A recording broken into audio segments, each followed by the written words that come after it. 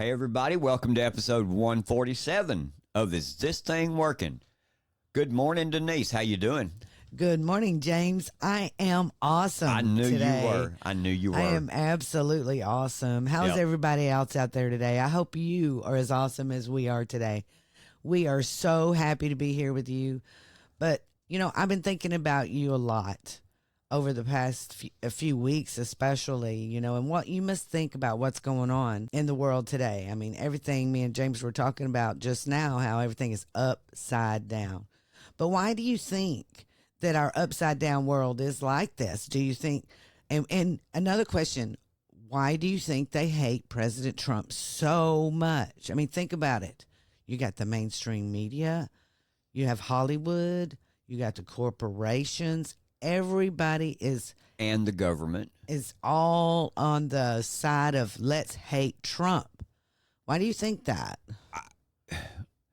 I think there's a lot of untruth to that. I think a lot of them do love President Trump. They love what he stands for. They love his ideas. They love his policies, and they love his general perspective on America and what an American is. That's really what I believe. And I believe a lot of it is just pure propaganda that they want to use to shift the narrative to continue to maintain their control. If you look at the outside world or you look at other countries, their support of President Trump is every bit as strong as MAGA support for President Trump. Or at least that's the perspective and the things that I've seen. That's my answer. What do you think? I mean... Well, that's a great answer, great point, but also his policies are what the people want. Yeah. The people have been really wanting for many, many years for someone to stand up for them and not come out and all of a sudden, just give us what you think we want, just words, and then go in there and do nothing about it. See, President Trump did. Yeah. He went in there and he did what he said he was going to do, and he fought for it. That's right. And think about this in your daily life and your world, and you look out amongst the things that you see in your world and the resources that you have available to you and the cost of things. And as you go through life, you think things will be one way and they turn out to be different, and you learn from those and you continue to move forward. Okay. And our country we watched our country from the NAFTA agreement, really from that point forward as far as that I can remember, because, that was about the time I really began to start paying attention to politics. It was about the end of the Reagan, George Bush, Bill Clinton era through there. And if you remember NAFTA, what did NAFTA do to us more than anything? The North American Free Trade Agreement. What did it do? It took and outsourced our manufacturing to other countries so that it could be manufactured cheaper, brought back to here at a better price. Everybody should be happy. But what that taught us, or it should have taught us, especially when COVID hit, was how vulnerable we are as a country and what little as far as value that we can offer to the rest of the world. When COVID hit, we did not have the manufacturing to keep us moving so that we could export to other countries, so that we could help supply other countries. What did we do? We were totally dependent upon everybody else. And you remember the big port thing, all the cargo ships that got stuck out there in the port out there off San Diego, yes. I believe it was. Mm-hmm. You remember all of that. You remember, all of this stuff. If nothing else, that talks. And look at what President Trump continues to platform on: policy, bringing back manufacturing, bring back good the producing of medicines. Mm-hmm. Yeah, bring back the economy, bring back something of value to here that we can in turn turn around and offer to the rest of the world and not be sitting here dependent upon everybody else. That's what made America great, and that's what made us be exceptional, was the fact that we could take all of this and get this accomplished. One of the best points about this, I think, right now in this situation is, too, I'm sorry if I'm off on a rant here, but one of the best examples of this now is, here you've got Vladimir Putin talking to Kim Jong-un in North Korea. Here you've got China and Russia buddying up to each other, plus trying to buddy up with North Korea. And you've got NATO over here pissing their pants, and asking us to keep them safe. But if it all breaks out, do we have enough right here to manufacture the ammunition and the weapons and all that we'll need for ourselves when all this shit hits the fan? Do we? I wonder about that also. Exactly. And and all the money that they're funding to make all this, and where is it going? There is no audit, so we don't know if that's going to do what we absolutely need them to do, is make weapons. If the WEF and the WHO and our CDC decide to drop another pandemic on us, do we have the medicines here readily available, or do we have the facilities here readily available and willing to manufacture the medicines that we need? No, we don't. No, we don't. We are already having problems with antibiotics right now. Can you imagine what it would be like if we had another pandemic? And that's the thing. You ask, and you go back to the very first question. Why do you think people hate President Trump so much? It's power and control. It's power and control. It can be other thing. Yeah. And the message and the platform that President Trump stands on is that power and control belongs to who? Me and you, not the government. And that, to me, is exactly where I stand. And I've stood there my entire political voting life. I've stood right there. I don't need you, government. Really, what I need is a good, solid economy out here with people that are willing to invest their money. And Biden offers no confidence in that whatsoever. Not whatsoever, folks. And one thing I will tell you is we're here to give you this kind of information, this information of why he's hated so much. But we're also here to give you hope. Like James says, we are exceptional. America is exceptional because of you. Hey, are you looking for your next unforgettable experience? Discover and attend the hottest events in your area with Eventbrite. From concerts to conferences, festivals to fundraisers, Eventbrite has it all. With our easy-to-use platform, finding and purchasing tickets is a breeze. Plus, with personalized recommendations based on your interest, you'll never miss out on an event that's perfect for you. Whether you're a seasoned event goer or just looking for something new, Eventbrite connects you with experiences that create memories to last a lifetime. Download the app or visit their website today and start exploring your world with Eventbrite. Well, all right then. So before we start our show today, we want to state that these are our opinions. They're our assertions. If you agree with us, tell your friends and share our show. And hey, if you don't agree with us, tell your friends and share the show. Also, you stomp that like button and please follow and subscribe wherever you see the name Is This Thing Working? And our podcast is available for download on all platforms like Apple, Spotify, YouTube, and wherever you listen to podcasts. Oh, and please download that Rumble app so you can follow the show, and you will receive instant notifications when we go live Monday through Friday at 2 p.m. Central Standard Time. And folks, we go live on Rumble, Facebook, X, and Getter. So you can find us all over the place. We're very easy to find. Just type in, Is This Thing Working? Also, thank you. Thank you for helping us grow every single day. Thank you for supporting our sponsors. They keep the show free. Let's get on with the show. Here we go. Trump Watch. We got some primaries today happening in Colorado, Utah, and also New York. And let's see who we're going for in Colorado. Will be Lauren Boebert. Okay, she has been endorsed by President Trump. So everyone get out and vote for Lauren Boebert in Colorado.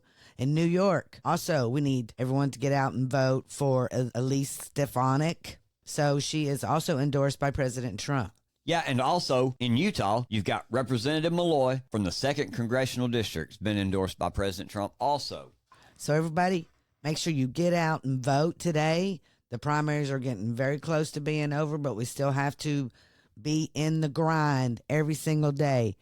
Every vote counts. Let's overwhelm them at the votes today. Man, I wish there was some way that AOC and that other guy could get knocked out of New York. Man, that would be so hilarious. So this will be fun to watch. So everybody keep an eye on that. And also don't forget the debate is happening. Yep, 2 more days. In 2 more days, and we will be live streaming. There's this thing going on right now about CNN not wanting anyone to simulcast, so this is going to be interesting how that works because of the free, fair, rule that's allowed, that everyone can see it. Yep. Not a lot of people like to pull up CNN, so we'll see how that goes. As much as I don't like either one of them, we're going to go to Fox. We're going to live stream it. And we're going to add our own commentary through Fox. So get ready. Here we go. Stop Fox from doing it. They're not going to stop anybody from doing it. But I kind of think about the debate too, and I hope, you hope that it's going to be, but you know that it won't. You hope that it will be run fairly, but you know that it's not going to be just like what everybody's seen yesterday morning. They're going to do what they can to cut his mic off. Yes. We all see that. We all know it. So a lot of the debate might be us sitting there watching President Trump with no sound. I'm just saying. Sorry about that, guys. I think it's kind of funny because Steve Bannon on War Room yesterday, he told them straight up that an apology or no debate. And I thought that is going full MAGA on them. And MAGA is angry. They're angry that they're cutting off mics and everything. So this is going to get real interesting before this debate. And who knows, President Trump might not even do it. And then, of course, that'll happen. You know what President Trump will do? He's such a nice person, and he wants to talk to the people, and he wants to talk to both sides. And they're going to just make a show out of it. That's why people are going to watch. CNN is using President Trump to get ratings right now, but they're treating him like crap. Well, and I hope that what I see happen is that he comes on out there, man. He just remains calm and doesn't let the emotion get to him. They're going to try to bait him. They're going to try to goad him. They're going to try to piss him off, or they're going to try to excite to get a reaction out of him. Mm-hmm. I hope that he just remains presidential, because if you've noticed in a lot of his appearances now, he's beginning more and more and more and more to get to the presidential side of it and to state his policies and present them in that manner. We know he can go both ways. Yes. I really hope that what he will do is prove CNN wrong, prove everybody else wrong, and he will stand up there and talk nothing but policy and move on. Mm-hmm. Because I really do. I think that all Tapper and them will be looking for is any damn second to hit the off button.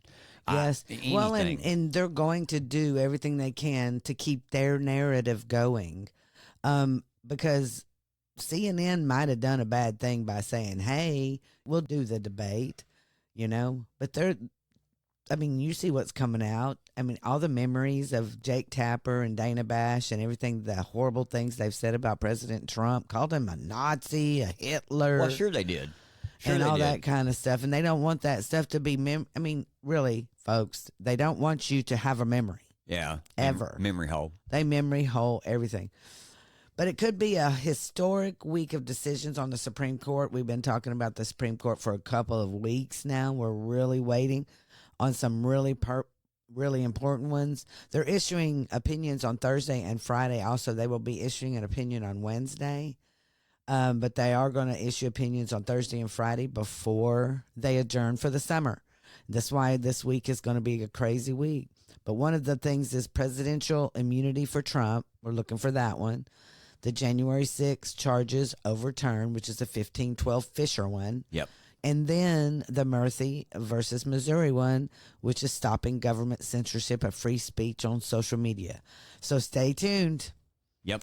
And then something else that happened yesterday, the order, which limits FBI agents to use deadly force only if they face extreme danger and become public. After the FBI's operational plan for the search was unsealed, they used standard language that is routinely used in hundreds of warrants executed across the country. This is what Jack Smith is telling the Judge Cannon. And he says, but Trump And some allies twisted the limiting language to claim the FBI was authorized by the Biden administration to shoot him when they searched Mar-a-Lago, even though Trump was not there during the search, and the language is standard U.S. Justice Department policy. This is Jack Smith's and the DOJ stance. Okay, but this is what President Trump said on Truth Social. This is the one that they're pointing out. They said crooked Joe Biden's DOJ, in their illegal and unconstitutional raid of Mar-a-Lago, authorized the FBI to use deadly lethal force.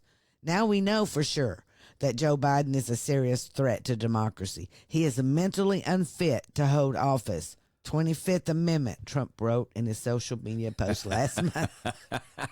He said that son bitch is crazy. Yeah. You know, folks, it is not.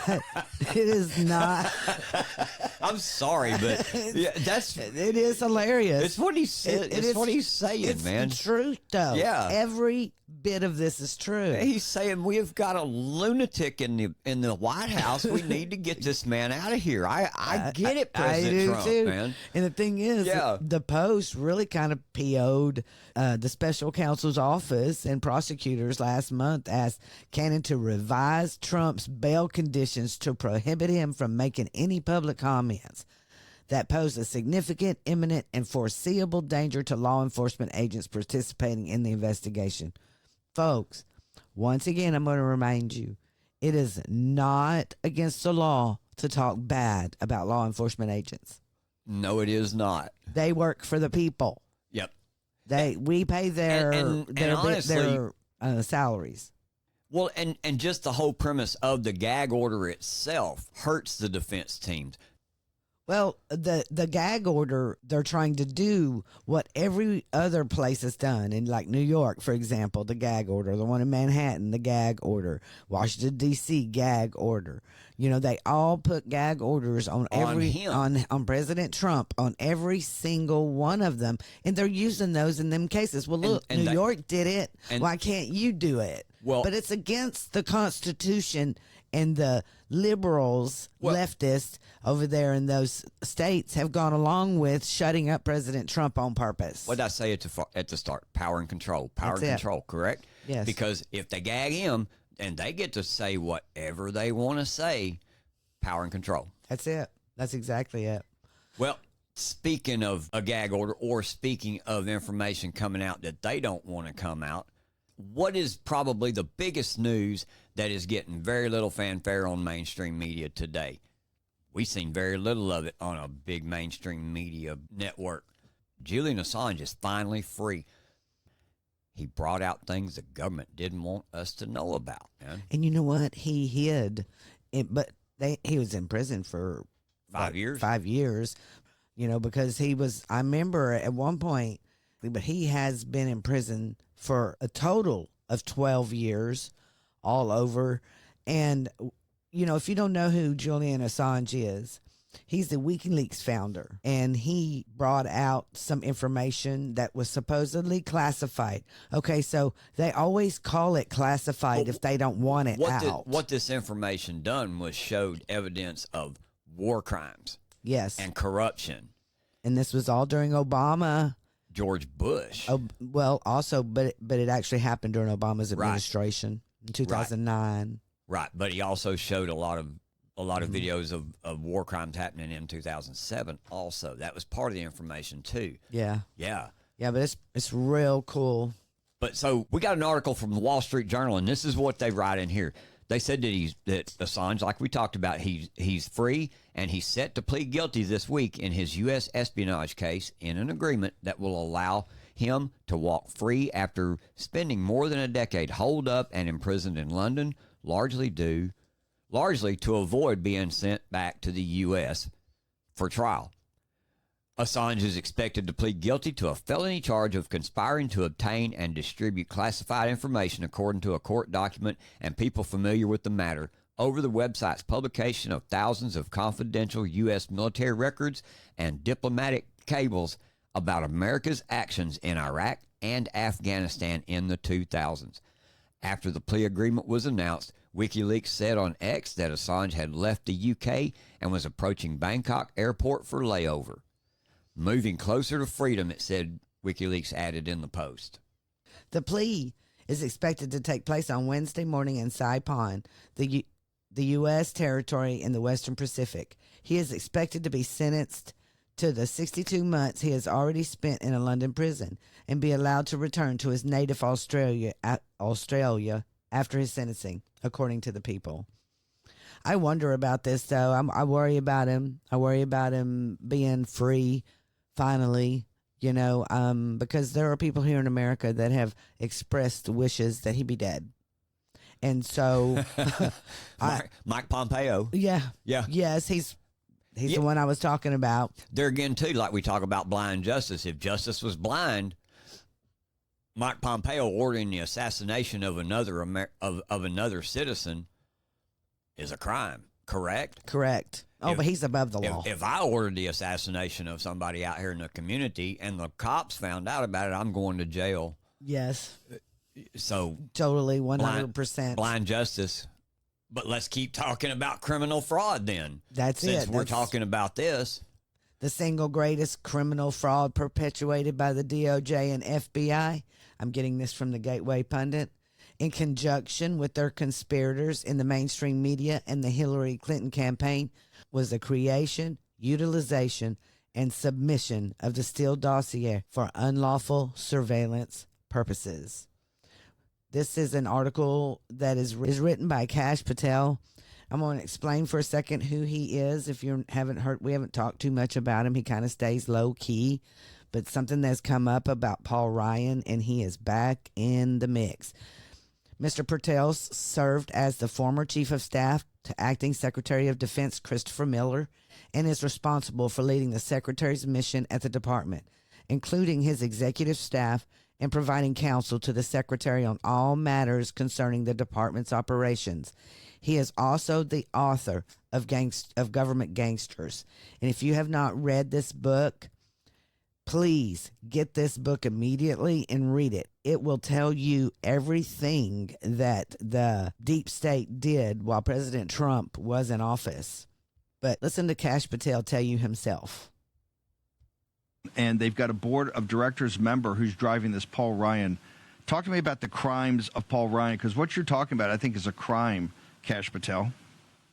Hey, it's great to be with you, Steve. And look, what I want to focus on is Speaker Paul Ryan, who said character was the reason he did not vote for Donald Trump and will not support Donald Trump. Well, let's look at your character, Speaker Paul Ryan, and rewind the tape to 2016. And I remind your audience, nobody knew the depths of Russiagate then. Nobody knew that the FBI, the Hillary Clinton campaign, the DNC, and so many others in the media collaborated to unlawfully surveil Trump's campaign. It was being done under the cabal at the FBI, DOJ, and mainstream media. But once the Steele dossier was leaked by BuzzFeed in January of 2017, Paul Ryan, as Speaker of the House, ordered his Select Committee on Intelligence to investigate fully all matters related to Russia collusion and the Russian investigation and the Steele dossier. And this, again, was before anyone knew that the FBI FISAs against Trump campaign were soaked with remnants and lies from the Steele dossier. So I was brought on as a chief investigator, and our mandate was simple: find out the truth. Who is connected to the Steele dossier? Who paid for it? How did it get to the FBI? Anyone had a relation for it. We put 70 witnesses under oath in the latter parts of 17 and 18 to get this information. But here's the kicker. Paul Ryan and his chief of staff were one of the first people at the end of 2016, early 2017, to get the entire Steele dossier. They got their eyes and ears on the entire Steele dossier. As Speaker of the House, he ordered us to investigate the Steele dossier and never told us he possessed it the entire time. Wow. Yes, and there's many unanswered questions that remain because we are deprived of the opportunity to discover the full truth to a lie orchestrated by Speaker Paul Ryan and his staff. This is a prime example right here of how corrupt and how deep state these people are. This is what we have to get rid of. Yes, sir. And then the deep state gets even deeper. America First Legal on Monday released part 3. Now, this is just part 3. You really need to go read the whole Deep State Diaries on X under America First Legal. And I'm getting this article right here from Gateway Pundit. Need to hat tip them. So part 3 of their Deep State Diaries exposing Biden's weaponized intel agencies, folks. This right here is so important because y'all remember the FISA, where they got to where they were investigating people that had a foreign relation with someone. That is how they would end up tracking or looking at. Yeah, that was their justification for surveilling somebody. Well, they have expanded that. And new documents obtained by America First Legal show Biden's DHS Intel Group used January 6th and Mar-a-Lago raid to justify expanding surveillance of political dissent. Now, remember, guys, we just talked about the Mar-a-Lago case, the documents case and the FBI and how they overstepped. And then, because President Trump talked about how the FBI has come out and said that because they had weapons, then it was not a thing, like that was no big deal. That was their standard operating procedure. But everybody that was at Mar-a-Lago or was mad about Mar-a-Lago or stood up about Mar-a-Lago, they went after. And they went after people from January 6th. Even if you were a friend of someone from January 6th, you got looked at. Wow. So this is big. This is just one more step of taking over your rights, folks. And the only way that we are ever going to get past this is to keep spreading this information. Because today's installment shows how the Biden administration's allies on the Brennan Clapper Committee discussed using January 6th and a manufactured raid at Mar-a-Lago to justify further targeting and surveillance of political dissent. Just one more way, folks. Just one more way. And here's another one. Another one that we have right here. The U.S. Surgeon General on Tuesday declared gun violence a public health crisis driven by the fast-growing number of injuries and deaths involving firearms in the country. More gun grab propaganda. More propaganda, more ways of trying to take your liberties away. And, when I seen this, I had to post in a comment, hey, but we just now got from CNN. CNN told us that all crimes and murders are down, way down. We should be proud of that. But then they come out with this gun grab. Yep. And that's all this is. Gun grab the propaganda. The U.S. Surgeon General, tell me, folks, the U.S. Surgeon General is worried about guns for public health? No. They're supposed to be worrying about COVID coming back. And then one more we're going to talk about before we end the show today. I don't know if you have seen the video that was out a couple days ago. Yeah, it was a couple of days ago. I posted it on our Facebook page, and it's a drone video of a drone attack. I'll just put it like that. If you want to see it, go see it. It's not very pretty. Make sure your children aren't watching. The man tried to run. He was unarmed. He even turned around, man, held his hand up to his mouth as though it looked as though he was praying because he knew he was fixing to go. He knew it was over. Yes. But that's the point in this is a drone attack. Police are starting to use drones in their defense of crime in the streets. The Washington Post reports, and so this is in D.C. Police unveiled the program Monday alongside rules defining approved uses for the drone fleet, a group of 5 Parrot Anafi drones that cost about $15,000 each. Those tasks include searching for missing people, responding to active barricade situations, serving high-risk warrants, investigating traffic crashes, monitoring crowds during large public events, and locating people who police believe to be armed suspect, the guideline states. The drones add to a growing collection of cameras and footage at D.C. Police disposal, all feeding into what district officials dubbed a real-time crime center, a live video monitoring command center the department opened earlier this year. Mayor Muriel Bowser on Monday touted the center's impact, saying it helped police quickly arrest 2 men in connection with a shooting that injured a police captain in May. She said the new technology would build on that progress. So let me ask you this. They defund the police, remember? Right. Defund the police. Defund the police. Tell So you now crime we is have down. drones Tell you- instead. Yep. Tell you crime is down. Spend $90,000 on drones to patrol. Let me tell you, and from knowing what we've seen, knowing what we know about our government, and knowing about the overreach that they all tend to use all the time, these drones, pretty soon, if you speak out in political dissent against the administration, think about it, these drones Yes. could actually. Well, they say contain you. they're gonna be around groups. You know, like for example, January 6th, they could have Large crowds at an event. You know, I'm telling you guys, it's only going to be used for political uses. They've spent their money on a command center, folks, for drones to come out and to fly around and surveil harass you. and harass you. You know, if you do something wrong, if they're looking at you, I mean, this is bad. I think this is totally bad. You Yep. know. Anyway, you guys have a great evening. We're going to let you go today. Make sure that you go to our podcast and download on Apple and Spotify. That really helps us, helps our numbers. You're doing awesome. We're up over the month, so we're really excited about that. But download the podcast and share with all your friends. Also, go back on Saturday and listen to our Texas Brief. It's something we're doing every single Saturday now. And we have a special show coming out on Thursday. Yep. And it's to remind you of something that's really important. And we're going to be teasing this a little bit more. Right? Is this thing working? Rise up. Well, hey, everybody, that's it for today. Thanks for listening. And I hope you've enjoyed the show. Hope you've learned some things about what's going on around us in the nation and in your communities. You know, we couldn't do this without your continued support either. We appreciate all of you showing up, taking the time to listen to us today. So please, like I say, make sure to hit the like button, share our show with all your friends. We'll see you next time on Is This Thing Working?